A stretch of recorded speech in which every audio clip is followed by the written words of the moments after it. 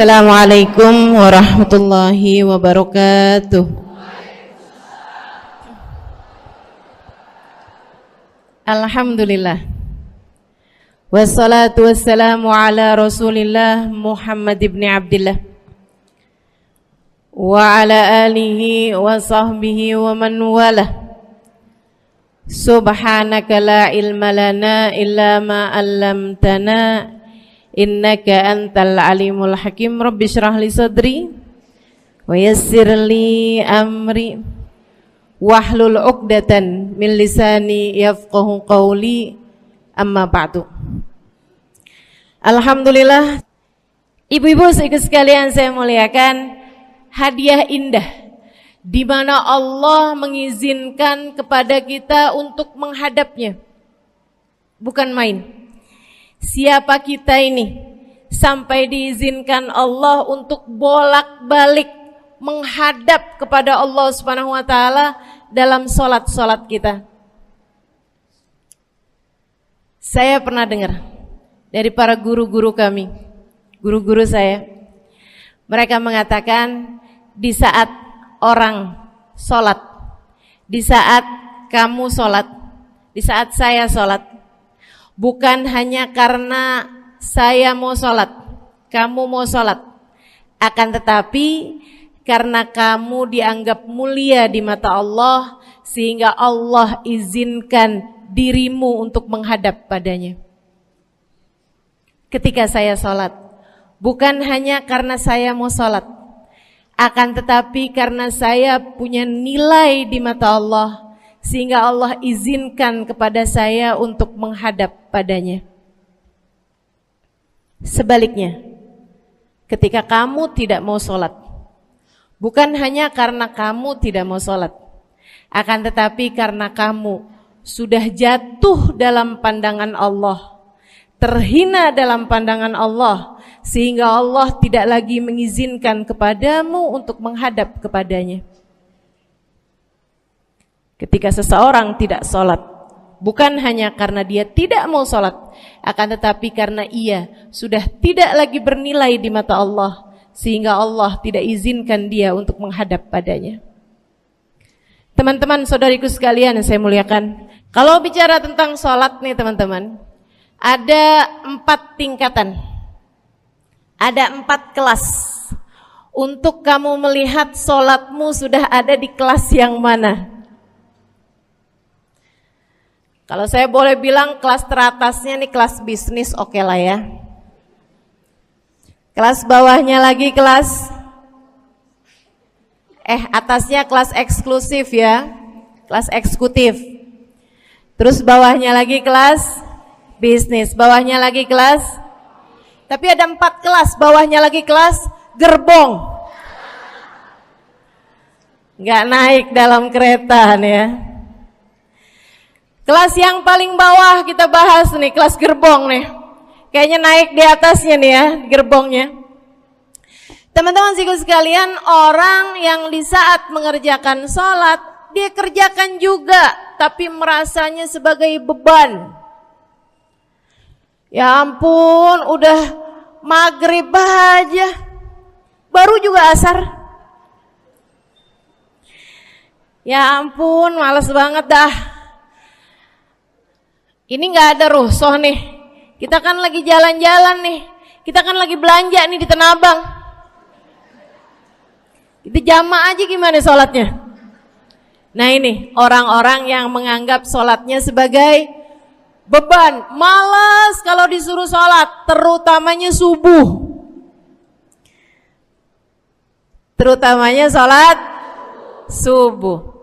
Ini Allah ceritakan orang-orang yang seperti ini adalah kelompoknya orang munafik. Naudzubillah.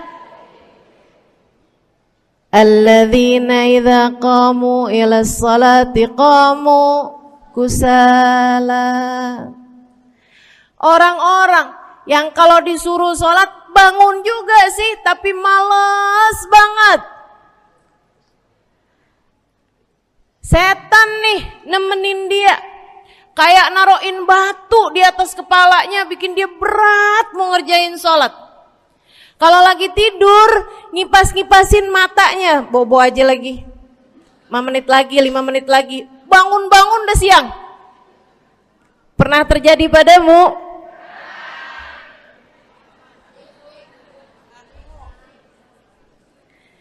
Jemur kunut. Bu, yang dijemur tuh jemuran aja, cucian aja. Jangan sampai jemur kunut. Kunutnya dijemur ya. Ketika ada seseorang yang disampaikan kepada Nabi Muhammad bahwasanya orang itu tidak bangun kecuali sesudah azan subuh, artinya enggak tahajud, artinya enggak bangun di sepertiga malam terakhir, bangunnya sesudah azan subuh. Nabi mengatakan padanya tentang orang itu, Nabi bilang pada para sahabatnya, inna syaitan bala fi udhunih, itu adalah orang yang telinganya dikencingin sama setan. Pada pernah dikencingin setan? Kalau bangunnya habis adzan tuh dikencingin setan. Kalau bangunnya udah terbit matahari dikencingin siapa kira-kira? Insyaallah.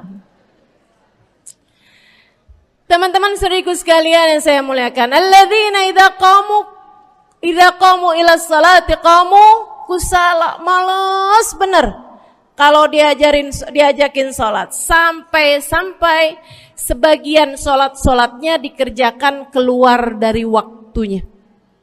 Yang seperti ini masuk dalam firman Allah Subhanahu wa taala, a'udzubillahi minasyaitonir rajim, fawailul lil musallin alladzina an salatihim sahun. Fawailul lil musallin alladzina hum an salatihim sahun. Celaka orang-orang yang salat. Kenapa kok orang salat celaka ya Allah? Sebab mereka an salatihim sahun, melalaikan salat mereka. Apa maksudnya melalaikan? Imam Sayyidina Ibnu Abbas dalam salah satu tafsir beliau mengatakan alladzina yuakhiruna an waqtiha au yuqaddimuha ila ghairi waqtiha. Orang-orang yang mengakhirkan sholat sampai keluar dari waktunya atau memajukannya sebelum waktunya. Mau pergi ke Tanah Abang nih, jam 11. Ntar kita ribet nih urusan sholat duhur. Dah sholatin sekarang aja. Ini orang-orang yang fawailul lil musallin. Bu, sesibuk apapun dirimu, jangan pernah ninggal sholat. Bu, lagi ngerjain perkara penting apapun kamu, jangan pernah mengakhirkan sholat. Jangan pernah mengeluarkan sholat dari waktunya. Kenapa gitu? Karena bu, sholat itu urusanmu sama Allah. Gak ada yang lebih penting daripada itu. Gak ada yang lebih penting daripada itu. Siapa yang mementingkan Allah, dia bakal dipentingin sama Allah. Siapa yang meremehkan sholatnya, berarti dia telah meremehkan Allah. Siapa yang meremehkan Allah, dia akan diremehkan oleh Allah. Na'udzubillah min dzalik. Buat adik-adik jomblo, jangan pernah mau kawin sama orang yang gak sholat. Biarpun kamu udah nunggu cukup lama, kalau ada yang lamar kamu dan dia gak sholat, jangan mau bu. Dek, ibu-ibu juga, kalau ada yang janda di sini,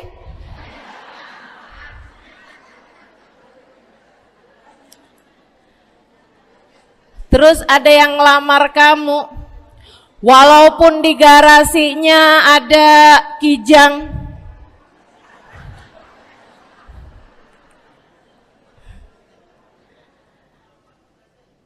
ada bebek, motor maksudnya ya, datang melamar kamu, jangan terima. Orang yang gak sholat, kamu jangan mau jadi istrinya. Kenapa? Saya kasih tahu ya, Allah aja dia tinggalin, apalagi kamu.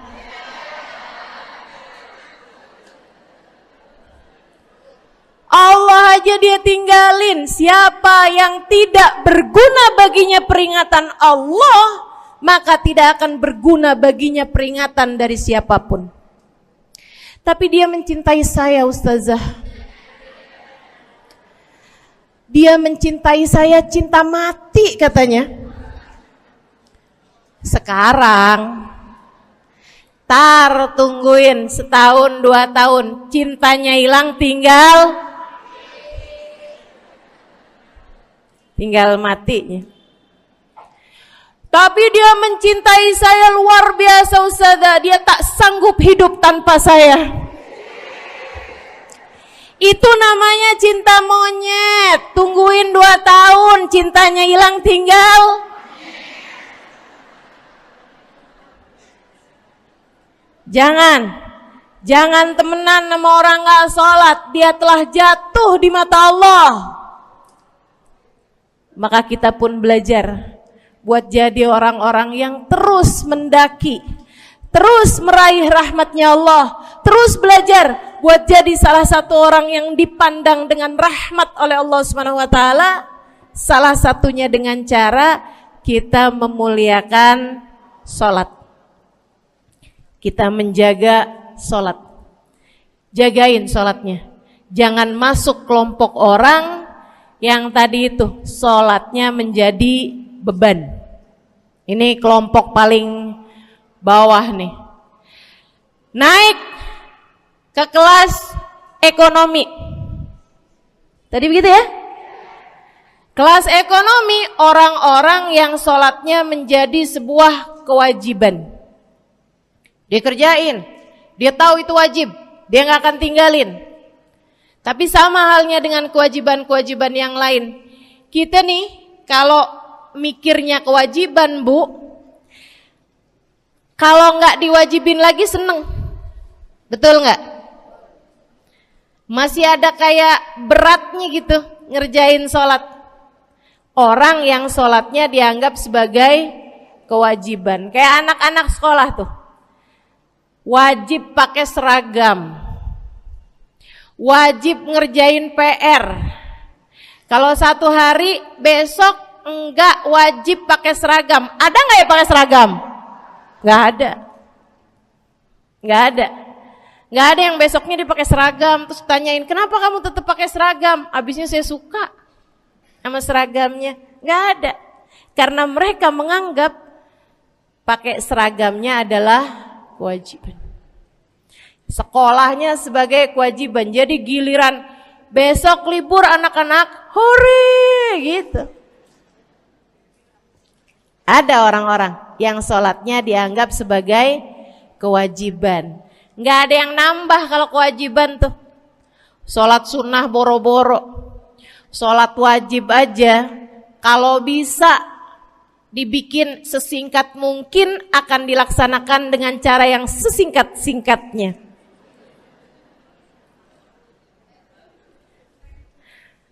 Habis ruku i'tidal sujud cepet bener ya. Malaikat raqib sama malaikat atid nih udah tahu aja kalau dia sholat. Habis ghairil maghdubi alaihim waladdallin. Malaikat atid bilang sama malaikat raqib, kulhu, catat kulhu udah pasti.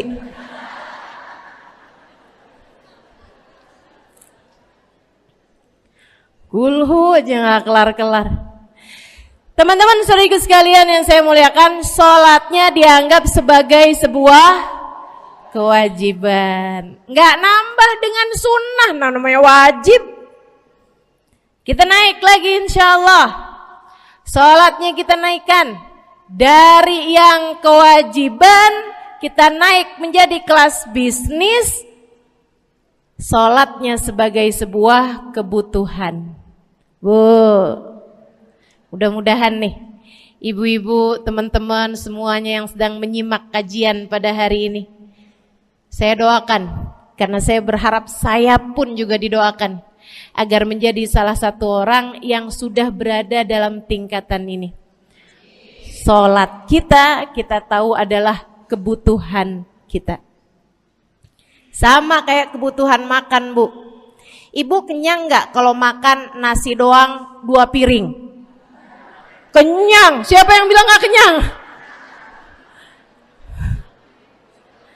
Kalau kamu makan nasi doang sepiring, kenyang apa nggak kenyang?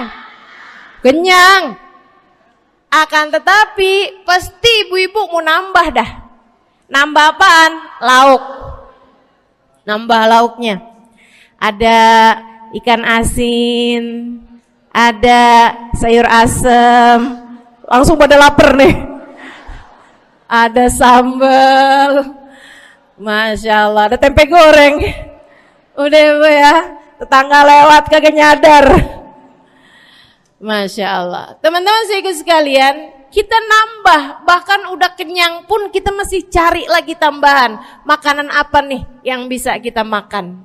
Karena kita tahu makan adalah sebuah kebutuhan kita. Kita perlu sama makan. Kita butuh sama makan. Maka demikian pula dengan orang-orang yang sholatnya sudah dia tahu adalah sebagai sebuah kebutuhan. Cukup sih duhur 4 rakaat, dia nambah. Ada qobliyahnya, ada ba'diyahnya. Jam-jam 9 pagi nggak ada sholat wajib sih, tapi pengen ngemil, ya Bu ya, dengan cara kerjain sholat duha. Malam-malam abisnya isya, ampun mau tidur, ingat katanya Nabi, pesannya kepada Sayyidina Abu Hurairah, wasani habibi, kata Abu Hurairah, an utir qabla an anam. Kekasih saya Nabi besar Muhammad, kata Abu Hurairah, kasih pesan pada saya untuk jangan tidur sebelum sholat witir. Jadi habis kelar sholat isya langsung sambung sama witirnya. Dia tahu sholatnya adalah sebagai sebuah kebutuhan. Kebutuhan. Saya butuh untuk sholat karena saya butuh kepada Allah.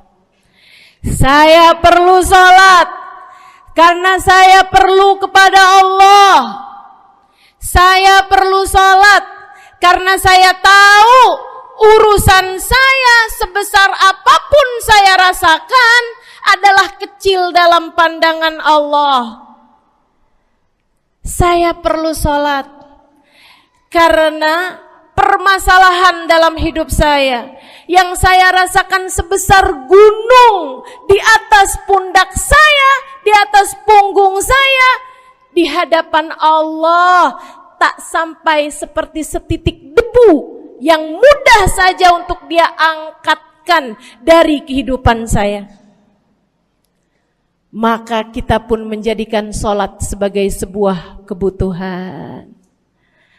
Lagi sakit, jangan ninggal sholat. Kenapa? Kamu menghadap kepada yang punya kesehatan. Lagi banyak utang, jangan ninggal sholat. Sama, jangan utang lagi.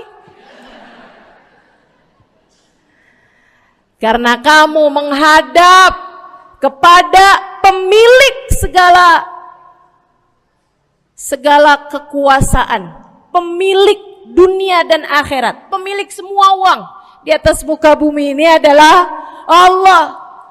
Makanya Habib Ali Habsyi, penulis kitab Maulid Simtud Durar, yang tadi ibu-ibu baca maulidnya, beliau pernah bilang, Ada dalam salah satu diwan beliau. Diwan tuh syair-syair beliau itu ya. Ali idza qad marid syafahu fi'lus shalah la'alla syirru sifa fi wad'i tilkal jibah.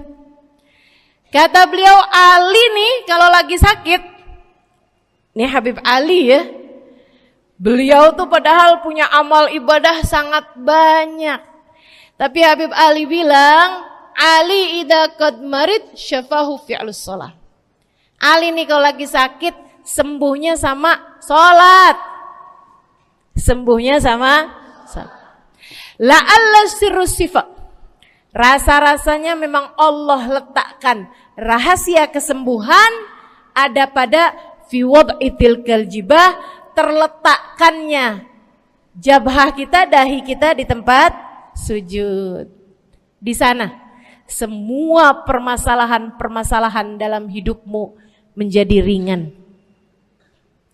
Saat kamu meletakkan dahimu di tempat sujud, kamu berbisik lirih kepada Allah, akan tetapi suaramu didengar sama yang punya arsy. Akan tetapi suara bisikanmu didengar segenap malaikat-malaikat yang ada di atas langit. Kemudian mereka mendoakanmu sehingga Allah mengatakan wasjud waqtarib, sujudlah kamu. Posisi sujudmu itu waqtarib akan membuatmu menjadi dekat dengan Allah Subhanahu wa taala.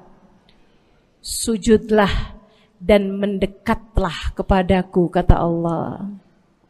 Agrab ma yakunul 'abd min rabbih fahuwa sajid, kata Nabi Muhammad.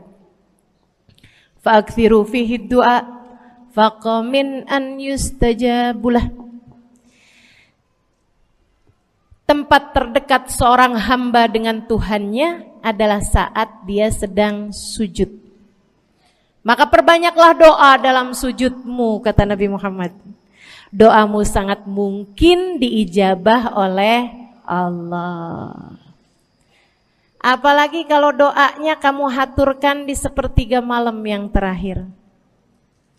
Saat-saat di mana kebanyakan manusia di sekelilingmu yang lalai berada dalam tidurnya, berada dalam alam mimpinya. Para ulama tuh sampai bilang, Bu, dari kehususannya sepertiga malam yang terakhir, orang yang ngerjain maksiat aja sepertiga malam yang terakhir tuh tidur. Ibu gak pernah tahu orang-orang pulang diskotik jam berapa? Gak tahu ya, sama. Tapi Bu, yang pasti mereka tuh sepertiga malam yang terakhir malah pada pulang, malah pada tidur gitu. Orang maksiat aja itu sama Allah dibuat tidur tuh di jam-jam yang biasanya turun rahmatnya Allah. Allah mau milih nih mana nih hamba-hambaku, pilihan-pilihanku akan aku bangunkan untuk menghadapku. Kemudian Allah Subhanahu wa taala bertanya, hal min mustaghfirin, hal min taib, hal min talibi hajatin faunilahul matalib. Siapa nih di antara kalian yang lagi mohon doa, minta pertolongan, mohon ampunan, akan aku beri, kata Allah Subhanahu wa taala, sebab kalian meminta pada waktu yang paling aku suka. Kalau punya hajat minta. Kapan mintanya? Dalam sujud. Kapan sujudnya? Dalam sholatmu di sepertiga malam yang terakhir. Bu, ngelihat muka-mukanya pada punya hajat banyak-banyak nih. Gimana tahajudnya? Mudah-mudahan Allah jadikan kita salah satu di antara mereka yang menyibukkan diri di sepertiga malam yang terakhir, insyaallah. Sampai-sampai Bu ya, saya tinggal lama di kota Hadramut dulu. Orang-orang di Hadramut, orang awamnya, itu kalau mereka punya anak kecil umur 1 tahun, 2 tahun, 3 tahun tuh, punya anak bayi, balita gitu. Kalau mereka bangun di sepertiga malam yang terakhir, mereka akan membangunkan anak-anaknya walaupun buat main. Alasannya 2. Yang pertama, agar mereka terbiasa bangun di jam-jam segitu. Nantinya kalau besarnya mereka jadi udah kebiasaan bangun di jam segitu, gampang ngerjain tahajud. Alasan yang kedua, ibu-ibu sekalian, agar anugerah, karunia, rahmat, pemberian Allah yang Allah turunkan di sepertiga malam yang terakhir, anak-anak mereka pun berhak untuk mendapatkannya karena mereka tidak sedang dalam keadaan tidur dan dalam keadaan berjaga. Kan kebalik sama orang kita. Anak-anak kita, cucu-cucu kita kalau bangun jam segitu kita tidurin lagi, masih malam nak, masih malam. Mama masih ngantuk nak. Masya Allah. Ibu, saya punya ibunya guru saya. Saya punya guru salah satunya dan yang tercinta di hati saya, Sayyidil Habib Umar bin Hafid. Guru saya. Beliau punya ibu namanya Hubabah Zahra.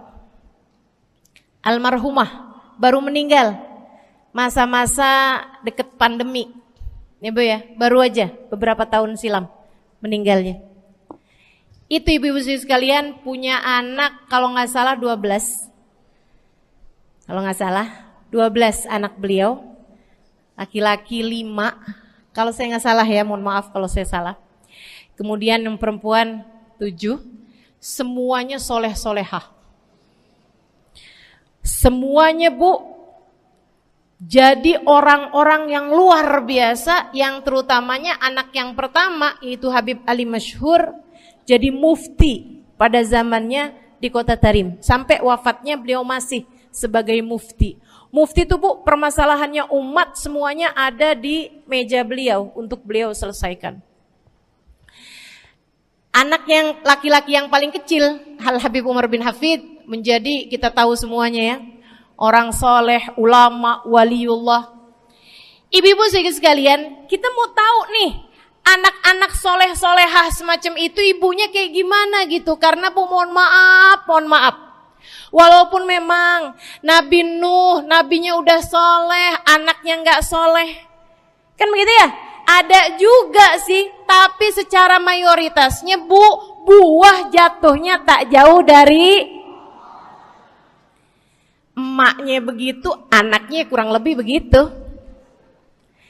Anaknya begitu, emaknya biar kita nggak lihat gitu udah bisa ngebayangin kayak apa orangnya. Ibu-ibu sekalian, nih anak-anaknya Hubabah Zahra, Masya Allah semuanya. Kita mau tahu ibunya kayak gimana. Satu cerita aja tentang Hubabah Zahra. Ibu-ibu sekalian, anaknya cerita, Hubabah Zahra, Umi, anak perempuannya, dia bilang seumur hidupnya nggak pernah ninggal tahajud. Bu, dari awal balik sampai meninggal, tidak pernah meninggalkan tahajud. Jauh banget ya? Sama siapa? Tahajud semalam, seminggu libur. Kelakuan siapa itu? Hubabah Zahra gak pernah ninggal tahajud kecuali satu malam. Satu malam itu beliau tuh lagi ada hajat besar, maksudnya lagi kayak ada acara pernikahan, kemudian beliau juga kelelahan, kecapean, baru tidurnya juga jam-jam 2, jam-jam mau jelang pagi Bu ya. Kelewatan tahajud. Bangun pas azan subuh. Ibu, beliau bangun dengan gemeteran. Beliau bangun dengan menggigil padahal enggak musim dingin. Beliau bangun, azan, innalillahi wa inna ilaihi rajiun. Azan, astagfirullah, ya Allah, astagfirullah, azan, ya Allah, ampuni Zahra ya Allah, Anaknya cerita, hari itu aku tidak pernah melihat ibuku berlelehan air mata sepanjang hari lebih daripada hari tersebut. Hari itu kami melihat ada seorang perempuan berlelehan air mata beristighfar memohon ampun kepada Allah karena satu malam dalam hidupnya beliau meninggalkan tahajudnya, teman-teman. Masya Allah, Masya Allah. Tiap kali makan ingat gitu, ya ampun tadi malam gak tahajud, samihni ya Rab, samihni ya Rab, sampai gak enak makan.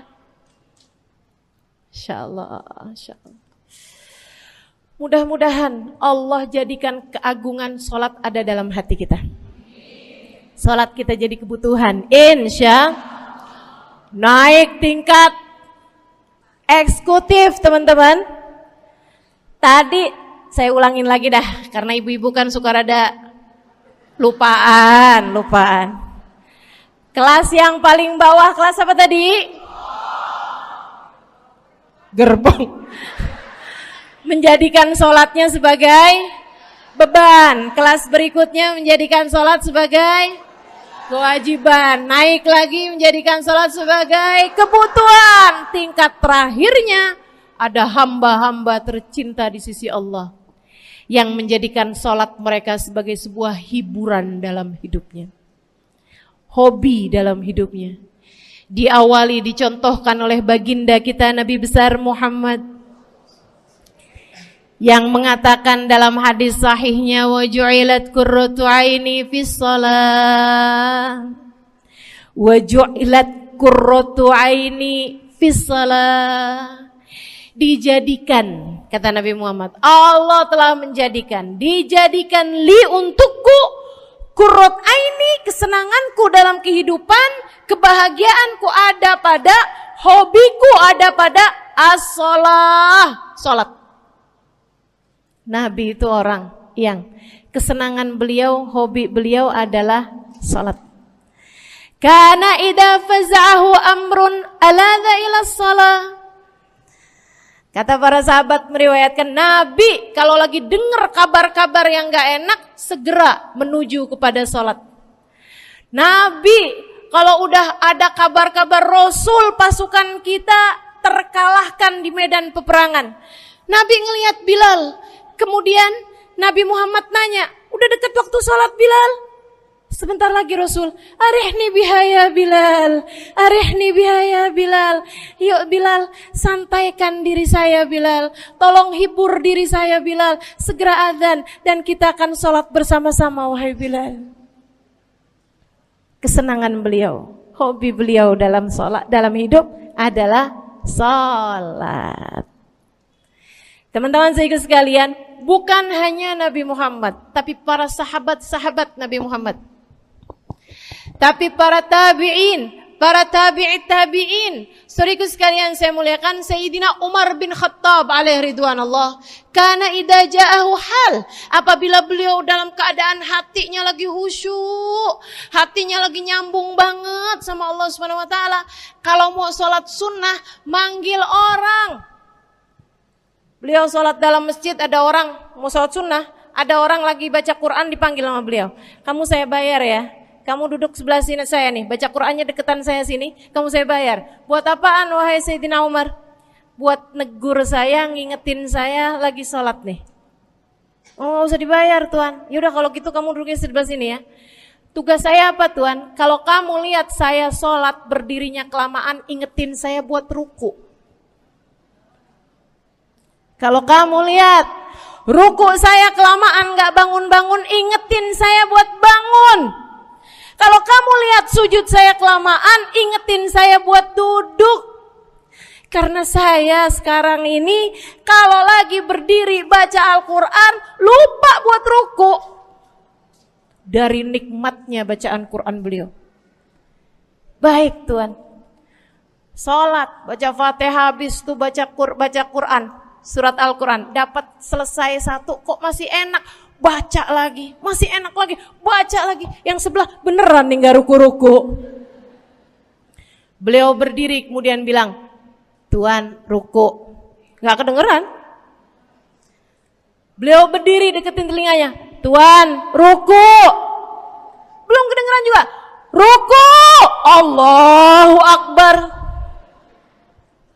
Sayyidina Umar bin Khattab. Tabi'in, Sayyidina Ali Zainal Abidin. Pernah lagi sholat, rumahnya kebakaran, teman-teman. Sholat sunnah di waktu malam, rumahnya kebakaran.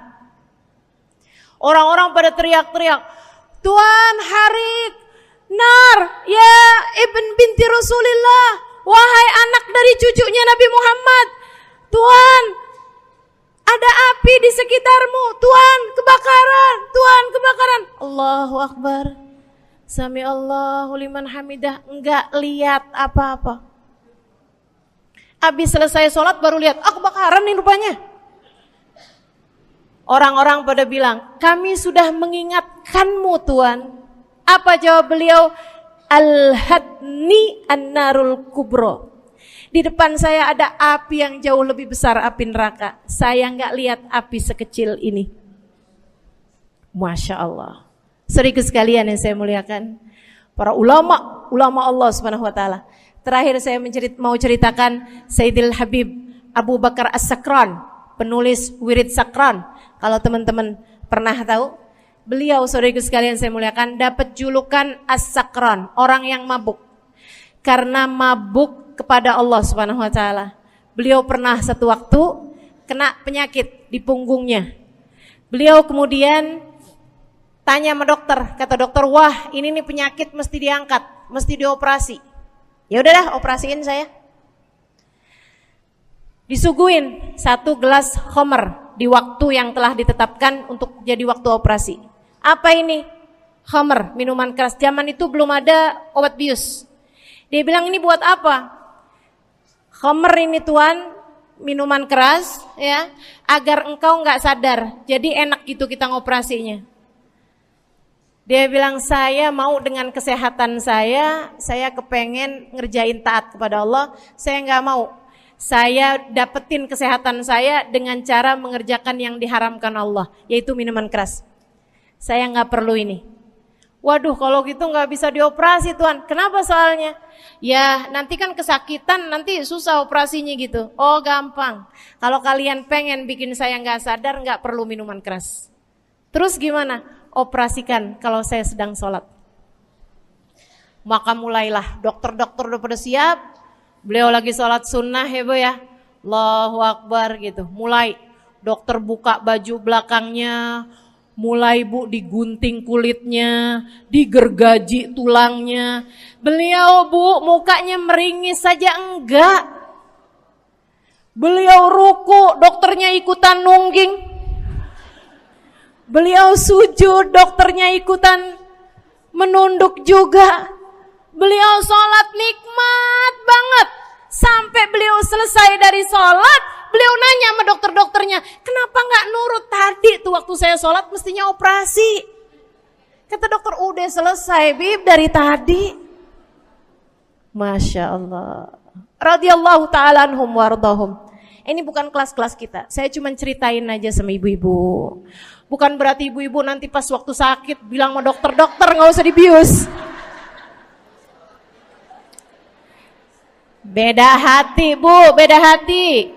Ya Bu ya, beda iman, beda semuanya kita sama mereka. Yang pasti, makanya saya kan yang ini nggak doa nih. Pas yang kebutuhan tuh baru saya doa. Kenapa? Karena kayaknya tingkatan kita dah Bu ya. Mentok dah, sampai kebutuhan itu dah. Insya Allah, mudah-mudahan Allah jadikan kita orang yang menjaga salat insya Allah. Rabbi jalni muqimas salah wa min dzurriyyati amin. Rabbi jalni muqimas salah wa min dzurriyyati amin. Rabbi jalna muqimis salah wa min dzurriyyatina rabbana wa taqabbal du'a. Ala hadhihi niyyah bikun niyyah salihah ila hadratin nabi al-fatihah. Syaitanir rajim. Bismillahirrahmanirrahim. Alhamdulillahirabbil alamin. Ar-Rahmanir-Rahim. Maliki yaumiddin. Iyyaka na'budu wa iyyaka nasta'in. Ihdinas siratal mustaqim, siratal ladzina an'amta 'alaihim, ghairil maghdubi 'alaihim waladdallin. Amin. Taqabbalallahu minna wa minkum, taqabbal ya karim. Sama-sama kita hormati, kita sayangi segenap keluarga besar dari Majelis Ta'lim Raudhatul Aliyah di bawah pimpinan Ibu Ayu Komaladewi Kita doakan semoga beliau beserta segenap keluarganya senantiasa dalam limpahan rahmat ridha Allah Subhanahu wa taala. Juga kita doakan Ustazah Nabilah Al-Haddad sebagai pengasuh di majelis ta'lim ini, sebagai pimpinan di majelis ta'lim ini, Bu Ayu dan Ustazah Nabilah sekeluarga semuanya insyaallah senantiasa dalam pandangan kasih sayang Allah SWT.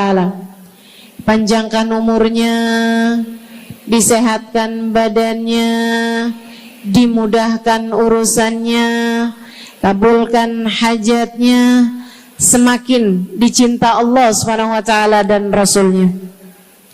Para ustadzah, para hubabah, para syarifah, para pimpinan pondok pesantren, para pimpinan majelis ta'lim, yang mudah-mudahan semuanya dalam limpahan rahmat ridha Allah SWT, serta tentu saja semua yang hadir di majelis ini, baik ibu-ibu, kakak-kakak, adik-adik, anak-anak, yang mudah-mudahan semuanya dirahmati Allah, disayang Allah, dibahagiakan Allah, diistiqomahkan jalannya menuju ridha Allah Subhanahu wa taala, insyaallah diistiqomahkan jalannya menuju surga Allah Subhanahu wa taala. Amin ya rabbal alamin.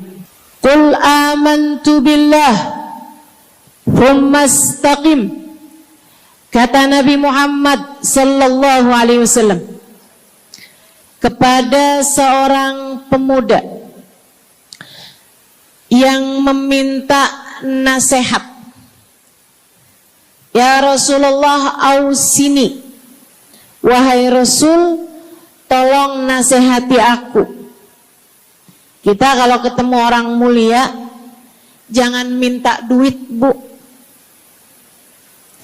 Kita kalau datang ketemu sama orang-orang yang kita tahu doanya mustajab, sangat soleh, hidupnya baik, apalagi jika dia adalah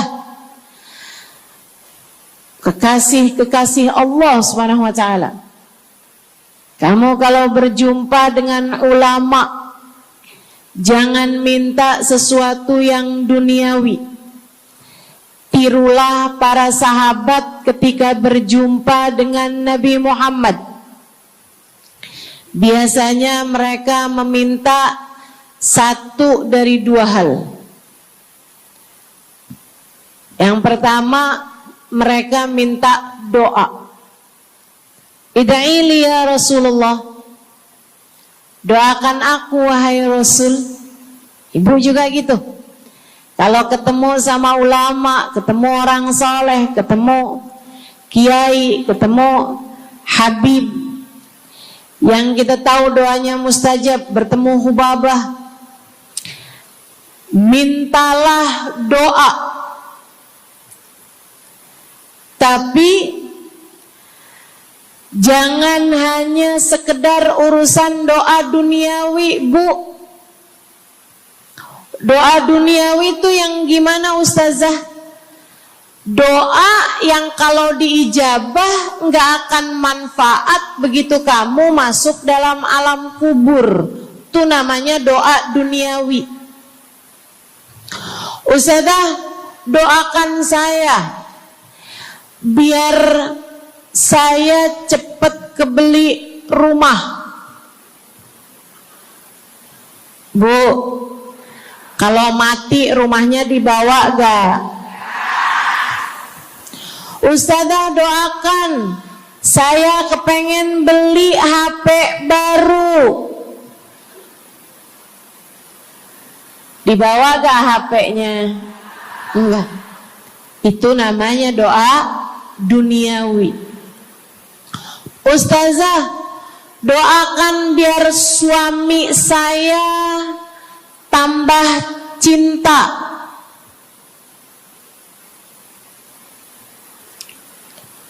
Kalau mati suaminya dibawa gak Bu?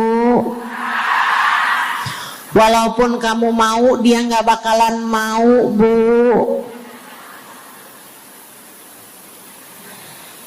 Sesuatu yang sifatnya duniawi. Ustazah, doakan biar anak saya soleh. Duniawi apa bukan? Bukan. Sebab kesolehan anak akan jadi tambahan bekal bagimu ketika kamu masuk dalam alam kubur. Jadi gak boleh nih Ustazah doa urusan duniawi atau minta didoakan urusan-urusan duniawi. Boleh, tapi jangan cuma itu. Nanti takutnya kamu nyesel. Kalau selama di dunia kamu doanya hanya untuk urusan dunia, takutnya begitu masuk dalam kuburan sudah tidak ada lagi doa yang akan Allah ijabah untukmu ketika kamu ada dalam alam kubur nanti. Sayang-sayang. Jadi kalau doa, prioritaskan urusan akhirat. Insya saya berasa banget jadi orang yang sering dimintain doa sekaligus juga sering minta doa. Saya kalau ketemu orang saleh, ketemu habaib, ketemu hubabah, saya akan minta doa, nggak pernah minta duit saya. Ida'ili ya hubabah, ida'ili ya habib. Serius sekalian, sebagai orang yang sering juga dimintain doa, Ustazah doakan saya. Banyak tuh. Saya merasakan perbedaannya saat saya ada di Tarim sama ketika saya sudah pulang dan kembali ke negeri ini. Waktu saya di Tarim, orang kalau minta doa sama saya, usik berdoa, tolong ya doain saya. Saya suka tanya, doa apa? Selalu aja, hampir semuanya mengatakan hal yang sama. Ida'ili bihusnil khatimah. Doakan saya biar husnul khatimah. Begitu nyampe ke Indonesia, kalau ada orang bilang Ustazah doain saya, biasanya lanjut tuh doanya, minta apa langsung dibilang, nggak pakai tanya. Ustazah doain saya biar utang cepat lunas. Ustazah doain saya biar cepat dapat jodoh. Ustazah doain saya biar jadi orang kaya. Ustazah doain saya biar suami nggak mendua. Ya Allah, ternyata kebanyakan orang kita kalau minta doa seringnya urusan duniawi. Bukan berarti nggak boleh, boleh aja sih. Cuman takutnya begitu kamu mati nyesel kalau semua doamu selama ini adalah sesuatu yang tidak ikut kamu bawa ketika kamu mati. Kalau kita lihat para sahabat ketika mereka berjumpa dengan Nabi Muhammad, selalu saja banyak di antara mereka yang minta doa. Nabi pernah tanya, doanya apa? Macem-macem jawaban para sahabat. Ada yang begini, Harithah menjawab, ida'ili an yarzuqani Allah asyhada fi sabilih. Rasul, doakan saya biar saya dikaruniai mati syahid di jalan Allah.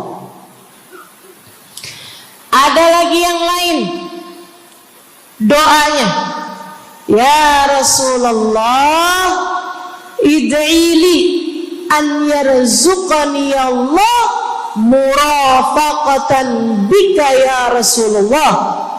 Doakan biar saya nanti di masa sesudah kematian saya, di masa akhirat nanti, bisa mendampingimu wahai Rasulullah, bisa berjumpa denganmu wahai Rasul, bisa ada dalam rombonganmu wahai Rasulullah. Doa-doa yang sangat ukhrawi, doa-doa yang sangat akhirat, karena mereka sudah faham tujuan hidup sesungguhnya adalah mencari ridha Allah Subhanahu wa ta'ala. Tujuan hidup sesungguhnya adalah bergerak menuju surga Allah Subhanahu wa ta'ala. Tujuan hidup sesungguhnya adalah berpulang kepada Allah dalam keadaan Allah ridha kepada kita. Sahabat, minta didoakan, ama yang kedua minta nasihat.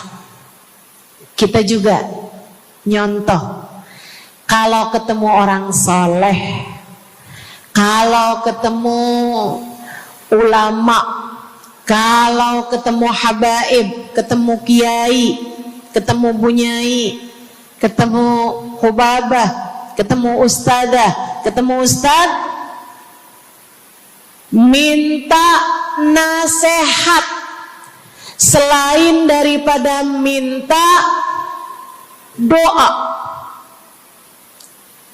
mintalah nasihat. Hal ini dicontohkan oleh para sahabat kepada Nabi Muhammad. Datang seorang pemuda berjumpa Nabi Muhammad sallallahu alaihi wasallam. Kemudian bertanya, ya Rasulullah, ausini, wahai Rasulullah, berikanlah nasihat kepadaku ini. Nabi Muhammad tersenyum, senang, bangga, karena mengerti bahwa umatnya faham apa yang harus diminta dari nabinya. Nabi berkata kepadanya, qul amantu billah thumma istaqim. Kata Nabi Muhammad, ucapkanlah, aku beriman kepada Allah, kemudian istiqomahlah kamu di jalan Allah. Nasihat Nabi Muhammad buat pemuda tersebut,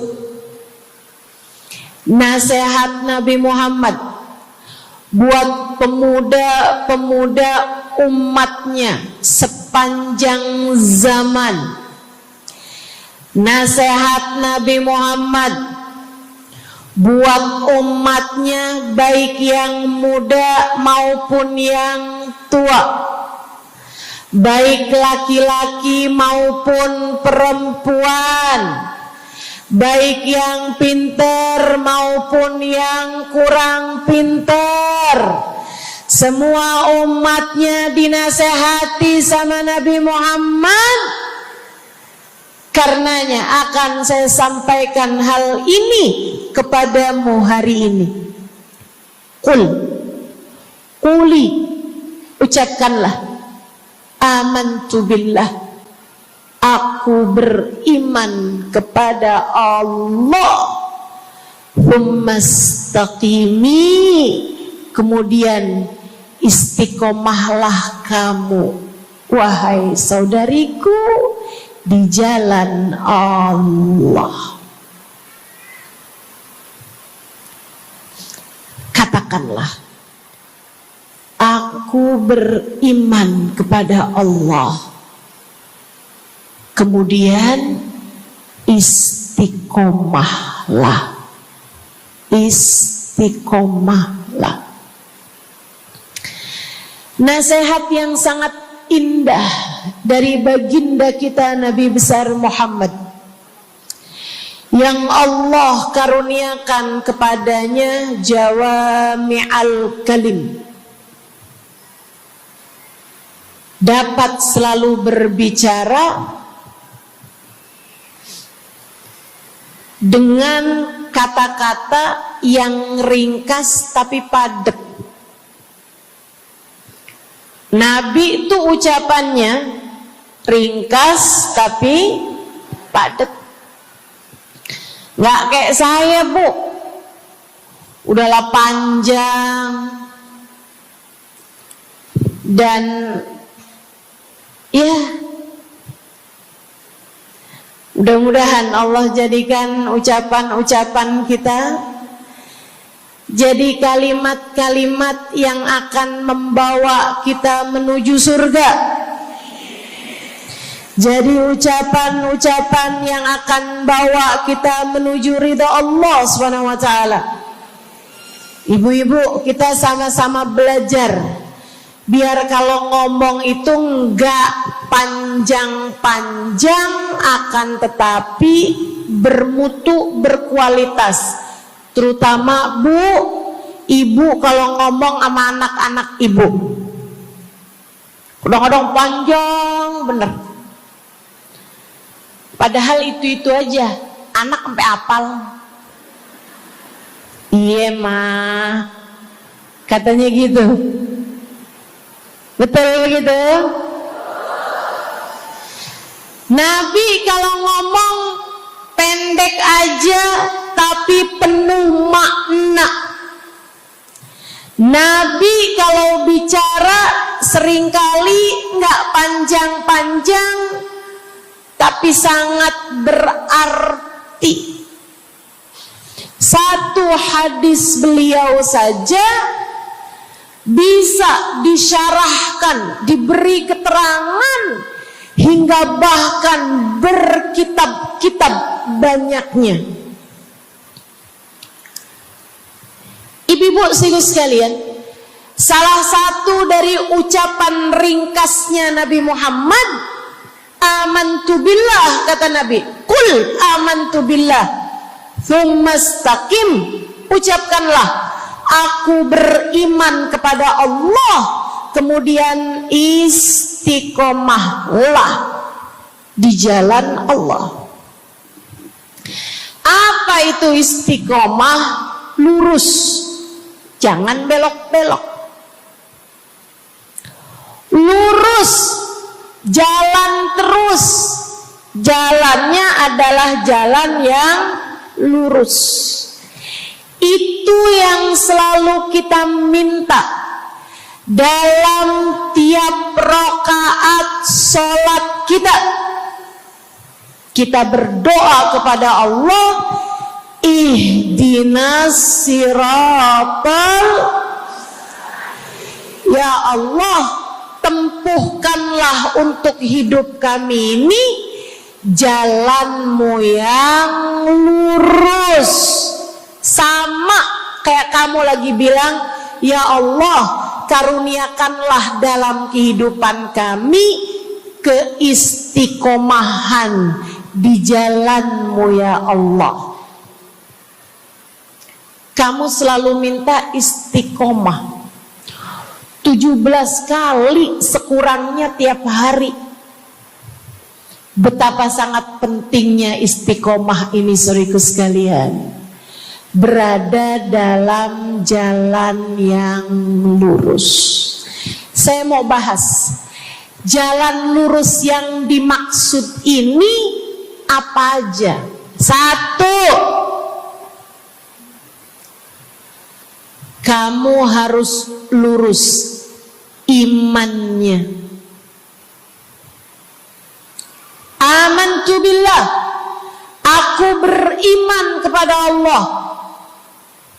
Kata Nabi Muhammad sallallahu alaihi wasallam, "Qul amantu billah," ucapkanlah, aku beriman kepada Allah. Maka istiqomah tersebut yang nomor 1 adalah dalam urusan keimanan. Bu, Kak, Dek, Nak, yang lurus imanmu. Iman yang lurus tuh yang gimana, Ustazah? Iman yang lurus adalah memahami 2 kalimat syahadat yang menjadi pintu gerbang keimananmu. Orang kalau masuk Islam, dia jadi orang yang beriman, dia mengucapkan kalimat syahadat. Apa itu? La ilaha illallah. Yang pertama. Yang kedua, Muhammad Rasulullah. Tidak ada Tuhan selain Allah. Itu harus kamu miliki dalam hatimu secara lurus, istiqomah. Gak ada Tuhan selain Allah. Jangan hari ini Tuhannya Allah, besoknya Tuhannya duit. Apapun aja yang disuruh sama duit, yang ada duitnya, yang haram-haram pun diterjang. Lah kenapa begitu? Saudaraku sekalian, Qul amantu billah, ucapkan, aku beriman kepada Allah. Aku faham arti la ilaha illallah. Tidak ada Tuhan selain Allah. Tidak ada yang mengatur kehidupan selain Allah. Tidak ada yang memberi rezeki selain Allah. Maka berimanlah kepada Allah.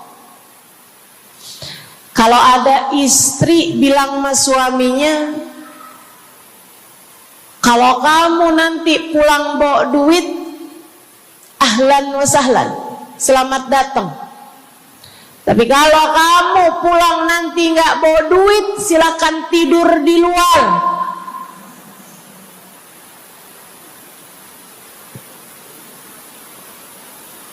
Kamu sepertinya kurang beriman. Kamu lupa bahwa pemberi rezeki bukan suamimu, melainkan yang ngasih rezeki itu cuma 1, Bu. Namanya bukan pekerjaan, bukan atasan, bukan pemerintah. Yang ngasih rezeki cuma Allah Subhanahu wa ta'ala. Maka berimanlah atas hal itu. Jangan nyalahin si ini, nyalahin si itu. Imanmu benerin. Imanmu benerin. Banyak orang saya liatin itu suka pada repot urusan rezeki. Banyak banget. Di dunia ini nih banyak yang suka repot urusan rezeki. ngejar dunia abis-abisan, ngejar duit segala macam cara, sampai omongannya nggak jadi omongan orang beriman. Waktu dibilangin jangan nyari rejeki yang haram, cari rejeki yang halal. Jangan berani ngambil yang bukan hakmu. Dia bilang begini nih, ya ustazah nggak tahu zaman sekarang, jangankan nyari yang halal, nyari yang haram juga susah saja.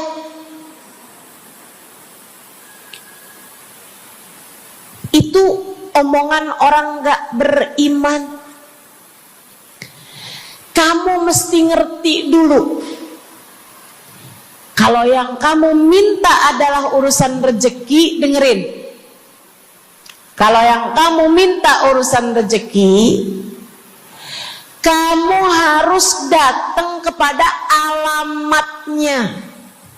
Yang sering kali membuat kamu setengah mati urusan rezekimu, sampai mau-maunya menghinakan diri, minta-minta sama orang, berharap dari orang. Seorang ibu berharap dari anaknya, seorang istri berharap dari suaminya. Saudariku sekalian, yang sering kali membuat kamu tersiksa urusan rezeki adalah karena kamu salah alamat. Kamu salah alamat. Kamu sedang tersesat jalan. Kamu sedang salah arah. Makanya jadinya kemana-mana kamu nggak nemu. Orang alamatnya aja salah. Ini kalau kamu mau ke Kubah Mas, tapi kamu perginya ke Taman Mini, nyampe apa nggak nyampe? Dapat apa enggak majelisnya? Nggak dapat. Kenapa? Salah alamat. Yang dicari Kubah Mas, kamu perginya ke Keong Mas. Nggak nyampe, nggak dapat. Saya kasih tahu padamu, alamat rezekimu ada pada Allah. Alamat rezekimu ada pada Allah. Alamat rezekimu ada pada Allah. Maka berimanlah kepadanya, fahamilah arti la ilaha illallah. Tidak ada Tuhan kecuali Allah. Gak ada yang ngasih rezeki selain kamu. Lagi sakit, kamu mau nyari obat, saya kasih tahu alamat obatmu. Alamat yang bisa menyembuhkanmu hanya satu, namanya urusan rezeki. Allah sudah bilang, huwar razzaq dzul quwwatil matin. Allah lah satu sang pemberi rezeki. Allah lah satu sang pemilik kekuatan sejati. Jadi kamu kalau mau nyari rezeki, datanglah ke alamatnya, datanglah kepada Allah. Kamu lagi mau nyari kesehatan, jangan salah alamat. Datanglah kepada sang pemilik kesehatan. Alamatnya yaitu Allah yang telah mengatakan, fa idza maridtu fa huwa yashfin. Katanya Nabi Allah Ibrahim, apabila saya sakit, maka hanya Allah lah yang maha menyembuhkan. Berarti nggak boleh pergi ke dokter gitu Ustazah? Silahkan pergi ke dokter, pergi ke apotik, datang kepada orang yang doanya mustajab, minta didoakan. Tapi semua hanyalah sebab, semua hanyalah wasilah. Sang penyembuh sejati adalah Allah. Saudariku sekalian yang saya muliakan, kalau kamu merasa saya lemah Ustazah, gak punya kekuatan, kalau kamu merasa saya bodoh Ustazah, saya tidak mengerti di mana alamat ilmu, di mana alamat pengetahuan. Bu, Kak, Nak, anak-anak nih yang masih lagi belajar di pondok pesantren, yang masih lagi belajar di mana-mana, saya kasih tahu padamu, alamat ilmu ada pada Zat yang Maha Satu, namanya Allamal insana malam ya'lam. Allah lah yang mengajari manusia apa yang tidak dia ketahui. Pengen dapat ilmu, datanglah kepada Allah. Pengen punya kekuatan, datanglah kepada Allah. Saya udah tua Ustazah, saya janda pula Ustazah, saya nggak punya kekuatan ya Ustazah. Kekuatanmu hanya ada pada Zat yang Maha Satu, Allah Subhanahu wa Ta'ala. Datanglah selalu padanya. Imanmu jangan biarkan ia naik turun. Imanmu biarkan ia kokoh di dalam hatimu. Jangan percaya kalau ada yang bilang kekuatan ada pada uang. Jangan percaya. Percaya hanya satu aja, kekuatan ada pada Allah.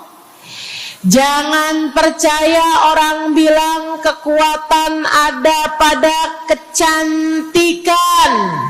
Kalau kamu cantik, kamu kuat, suamimu gak akan kemana-mana. Jangan percaya, Bu. Percaya hanya satu aja, kekuatan ada pada Allah Subhanahu wa Ta'ala. Kamu takut terjadi hal-hal yang buruk bagimu, bagi anak-anakmu. Kamu kepengen ada yang jaga. Ibu, gak usah pusing-pusing mau nyari bodyguard, gak usah pusing-pusing mau sewa security, pengamanan. Sebab sang pemberi keamanan hanya satu, namanya Wallahu ya'simuka minan nas. Hanya Allah satu yang dapat menjagamu dari kejahatan manusia. Qul a'udzu birabbin nas. Katakanlah, aku berlindung kepada sang penjaga manusia, sang pemelihara manusia, sang pengasuh manusia. Allah Subhanahu wa ta'ala. Berimanlah padanya, istiqomahlah. Bu, gak ada yang bisa bikin orang meninggal selain Allah. Gak ada. Tapi dia ditabrak orang, Ustazah. Kalau gak ditabrak dia gak bakalan mati. Kamu kebalik. Justru karena dia harus mati, Allah jadikan dia ditabrak. Jelas? Ini imannya mesti yang benar nih. Jangan kamu kira ini ada dokter malpraktek sehingga dia kemudian meninggal dunia. Jangan kamu kira karena salah minum obat dia mati. Bukan, ibu-ibu sekalian, justru karena dia harus mati, karenanya kemudian ketemu sama dokter yang malpraktek lah, ketemu sama obat yang salah lah. Itu hanya sebab kematiannya itu sendiri. Allah udah bilang, idza jaa ajaluhum la yastakhiruna sa'atan wa la yastaqdimun. Apabila datang ajal seseorang, enggak ada siapapun yang bisa memajukan barang semenit pun, enggak ada yang bisa memundurkan meski sesaat sekalipun. Enggak ada. Emang udah kepastiannya. Waktunya mati ya mati, Bu. Gak ada yang bisa menghidupkan, sekaligus tidak ada yang bisa mematikan selain Allah. Itu artinya istiqomah dalam iman. Tapi tunggu dulu, sebelum saya lanjutkan istiqomah yang lain. Selain beriman kepada Allah, kamu juga harus beriman kepada Nabi Muhammad. Kamu harus beriman kepada Nabi Muhammad.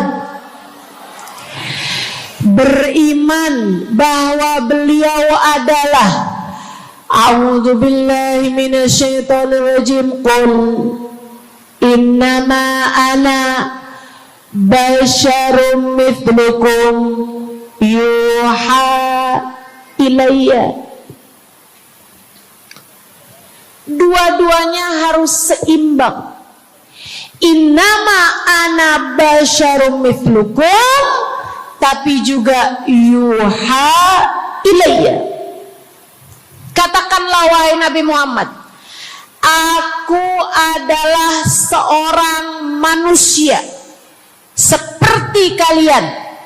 Saya punya badan, saya punya perasaan. Kalau nggak makan-makan saya lapar. Kalau habis makan nggak minum saya haus. Kalau beberapa hari saya nggak tidur, saya ngantuk. Qul innama ana basyarun. Sampaikan kepada manusia, aku adalah seorang manusia seperti kalian juga. Sama anak cinta, lama nggak ketemu sama istri, kangen. Katakan wahai Nabi Muhammad, ana basyarum mithlukum, saya manusia seperti kalian juga. Kalau ada yang disayang kemudian meninggal, sedih. Karena Nabi adalah seorang manusia. Tapi tunggu dulu, beliau tidak hanya sekedar manusia, Itu adalah satu sisi kehidupan Nabi Muhammad. Jangan lupa, innama ana basyarum mithlukum, tapi yuha ilayya, aku diberi wahyu, aku hamba wahyu, aku berbincang-bincang dengan Allah, kalian tidak. Aku berbicara langsung dengan Allah, kata Nabi Muhammad, kalian tidak. Aku dituruni malaikat Jibril, kalian tidak. Aku diberi wahyu Al-Quran 30 juz, kalian tidak barang seayat pun. Nih, kalau saya perhatikan, imannya umat manusia yang beriman kepada Allah sekalipun menjadi cacat ketika tidak beriman kepada Nabi Muhammad.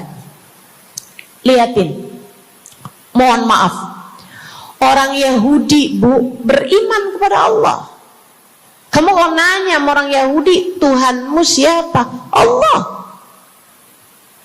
Tapi mereka enggak beriman kepada Nabi Muhammad. Apakah mereka disebut orang yang beriman? Tidak. Orang Nasrani, apakah mereka beriman kepada Allah? Iya. Tapi apakah mereka beriman kepada Nabi Muhammad? Tidak. Apakah mereka beriman? Tidak. Bahkan umat Islam ada yang mempercayai sesudah Nabi Muhammad ada nabi yang lain, namanya Mirza Ghulam Ahmad, sehingga mereka menyebut agama mereka Islam, tapi agama Islamnya pakai ada kelanjutannya, Islam Ahmadiyah. Apakah mereka beriman? Tidak. Sebab syarat iman selain la ilaha illallah juga ada Muhammad Rasulullah. Bahkan, Bu, ada banyak di antara kita orang-orang yang iman kepada Allah luar biasa, tapi kalau urusan kepada Nabi Muhammad, kalau lagi diceritain Isra Mi'raj, dia bilang Nabi Muhammad tuh gak usahlah segitu amat diperayakan Isra Mi'rajnya. Nabi Muhammad tuh Isra Mi'raj cuman sekedar ruhnya aja, badannya nggak pakai Isra Mi'raj. Jadi Nabi itu orang ngelihatnya kayak tidur aja, ruhnya aja yang melayang-layang. Isra Mi'raj bener, tapi ruhnya aja, badannya nggak pakai pergi.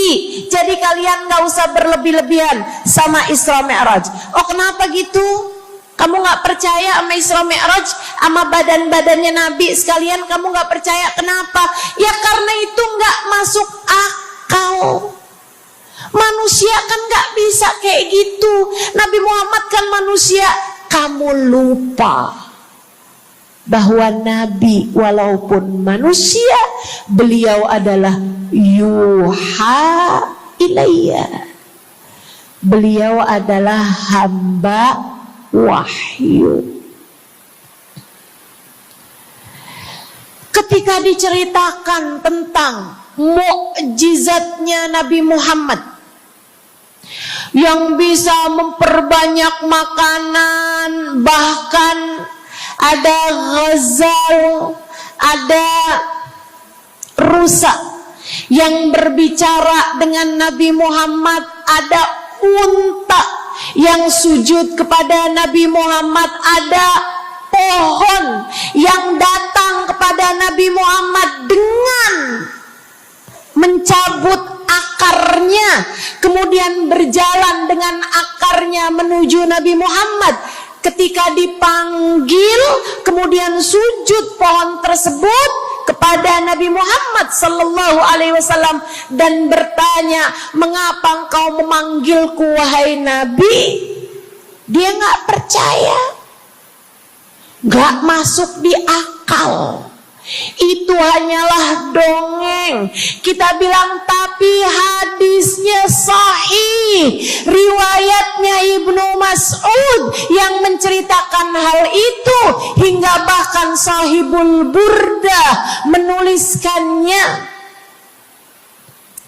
Katanya Sahibul Burda Imamul Busiri, ja'at lidakwatihil asjaru sajidatan tamshi ilaihi ala saqin bila qadami. Datang ketika dipanggil sama Nabi Muhammad pepohonan. Mereka datang dengan, mereka berjalan dengan akar-akar mereka, kemudian sujud di hadapan Nabi Muhammad. Ini tentang iman. Mereka nggak percaya. Mereka ngakunya paling beriman. Mereka ngakunya paling lurus imannya. Tapi kenapa kalau mengenai Nabi Muhammad kamu menjadi timpang? Ketika melihat orang ramai-ramai bersolawat kepada Nabi Muhammad, mereka kegerahan. Ketika melihat orang-orang ramai datang ke majelis-majelis maulid, merayakan, bergembira atas lahirnya Nabi Muhammad, mereka kegerahan sampai mereka bikin GAM. Apaan tuh? Gerakan anti maulid. Oh,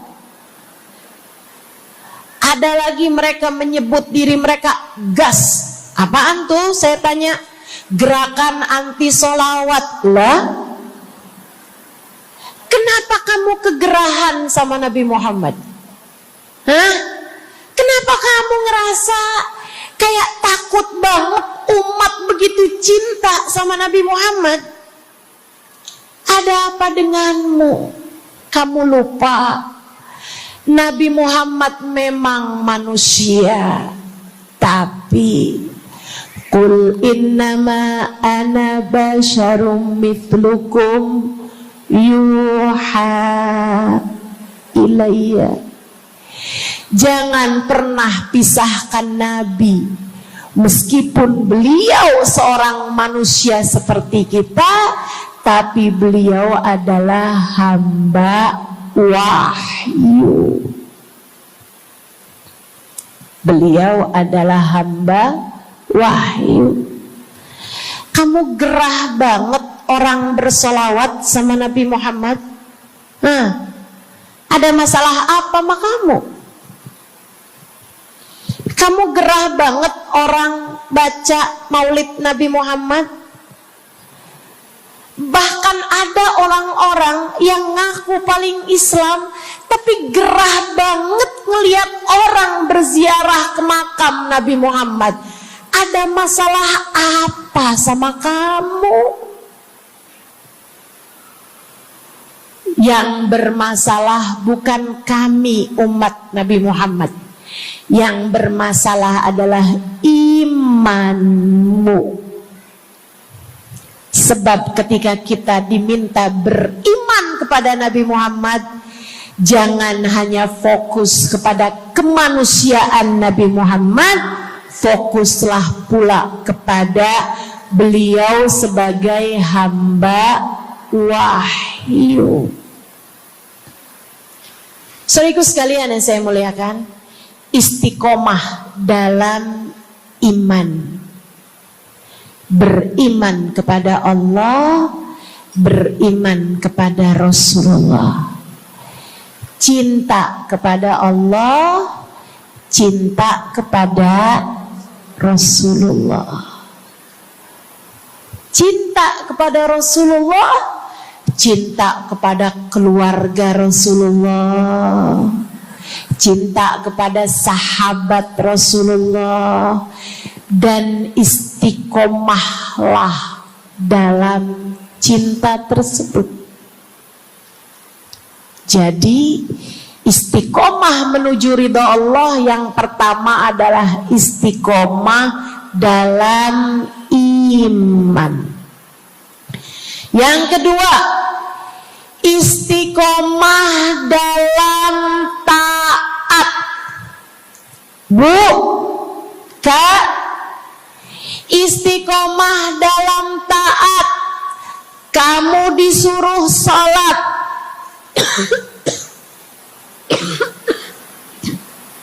istiqomahlah. Jangan tinggal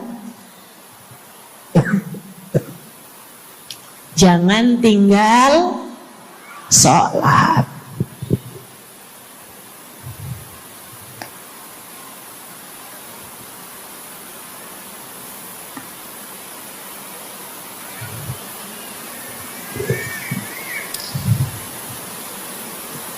Kamu diperintah buat puasa Ramadan.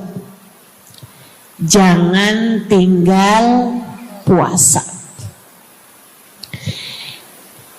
Yang kemarin puasanya bolong karena menstruasi, karena haid, karena nifas misalnya, kamu wajib untuk bayar hutang puasa di hari-hari yang seperti ini. Jangan sampai hutang kamu nggak dibayar. Kadang-kadang sampai Syakban belum lunas juga.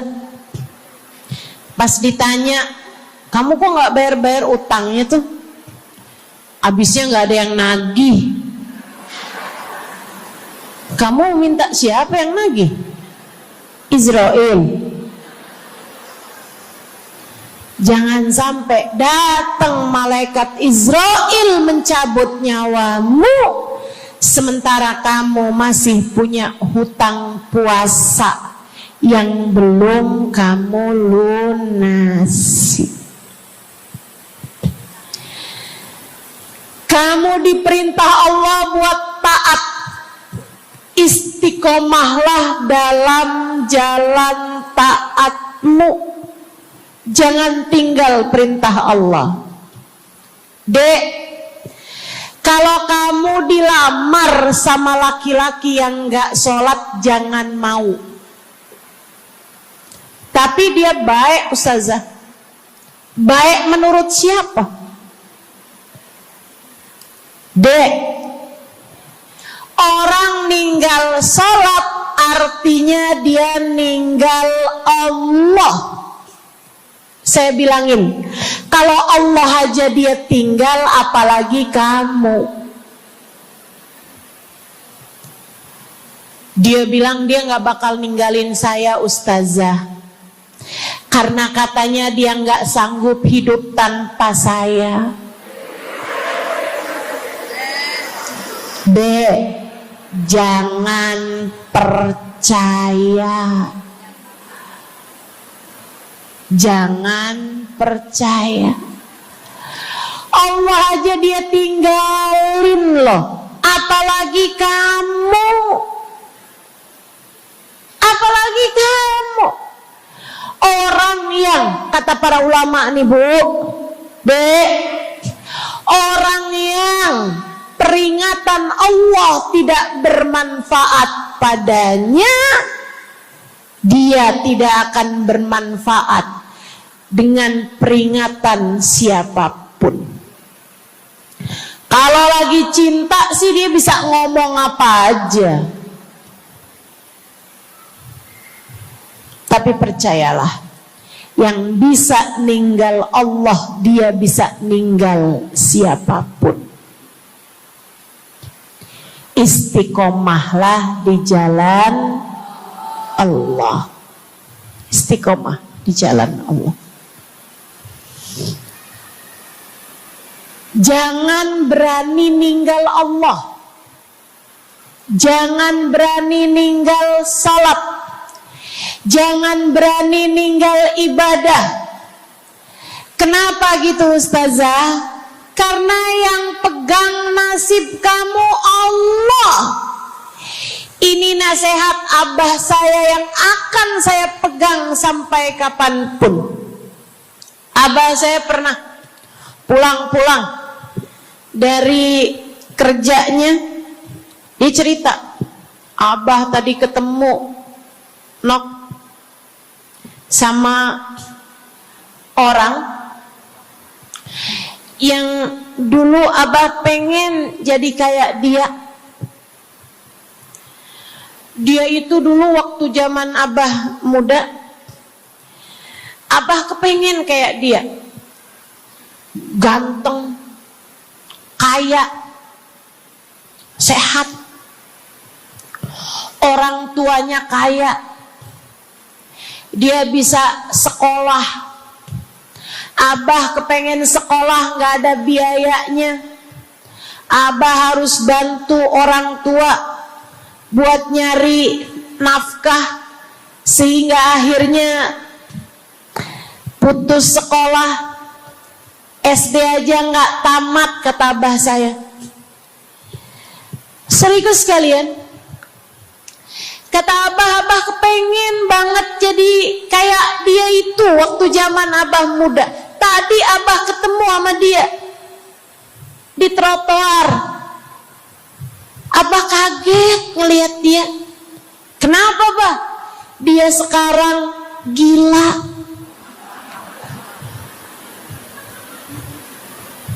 Jadi orang gila di trotoar. Abah pas liatin mukanya kayak kenal nih.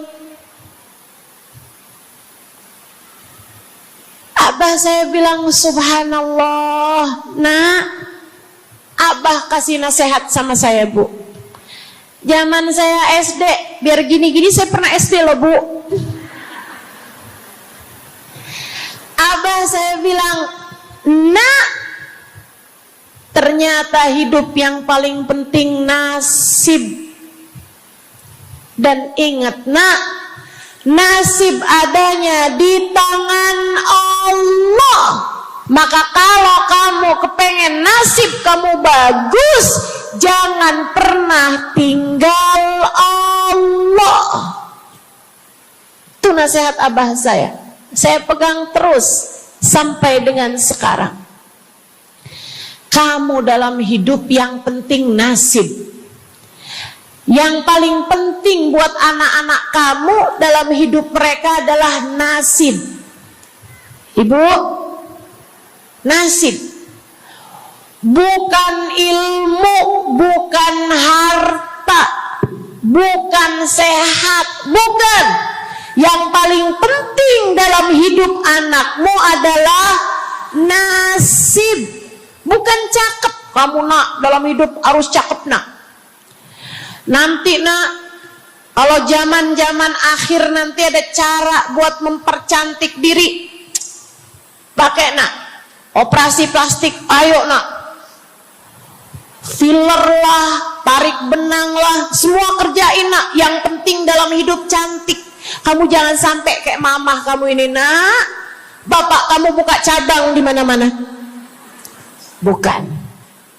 Yang paling penting bagi anakmu di hidup mereka di dunia sebelum kelak di akhirat nanti adalah nasib. Saya kasih tahu, yang paling penting adalah nasib. Dan nasib itu adanya dalam genggaman. Maka kalau kamu kepengen nasibmu bagus, kalau kamu kepengen nasib anakmu bagus, jangan tinggal Allah. Urusanmu dengan Allah yang bagus. Perintah-perintah Allah jangan ditinggal. Larangan-larangan Allah jangan diterjang. Jelas? Yang di belakang jelas? Saya ingat Bu, saya punya guru namanya Hubabah Bahiyah. Saya kalau jumpa sama beliau, saya selalu minta doa. Saya ceritakan tuh di buku Bidadari Bumi yang pertama. Beliau sangat enggan mendoakan orang lain. Kalau dimintain buat doa tuh beliau jarang-jarang mau doain. Beliau selalu bilang, doa aja sendiri, kata beliau begitu. Bukan karena beliau pelit, doa yang gratis pun gak mau gitu, bukan. Melainkan karena beliau sangat tawadhu, merasa bahwa doa